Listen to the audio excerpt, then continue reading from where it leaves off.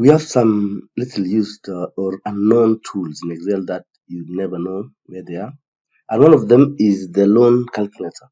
So when you right click on the sheet here, go to insert. There is a worksheet. You can set a chart, MS Excel 4.0 macro, dialog, billing settlement. Then there is sales report, simple invoice. All these are templates. Then there is a simple loan calculator and amortization table. Elsewhere, when you go to spreadsheet solutions, now there's even more. There is billing settlement, there's blood pressure tracker, expense report, loan amortization, all this, MS projects, all that. But let's focus on the loan amortization sheet. So when you do that, select that, then insert. Okay, like that, it inserts for you the loan amortization sheet, where you can enter the loan amount, say a million, 123, 123. Say the annual interest is 14%.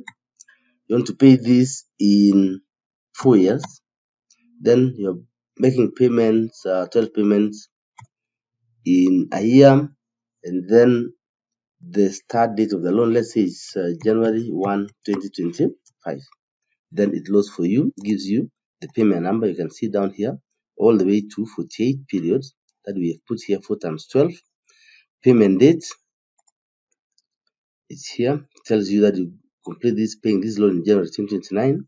Beginning balance, schedule payment, payment extra, all that. So that at the end of 48 periods, you have a balance of 0. But what powers this behind it? You can right click and protect sheet.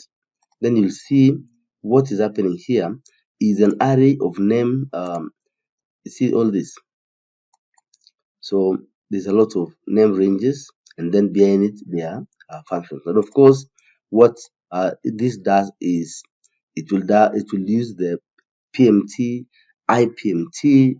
It will use present value and future value to calculate all this.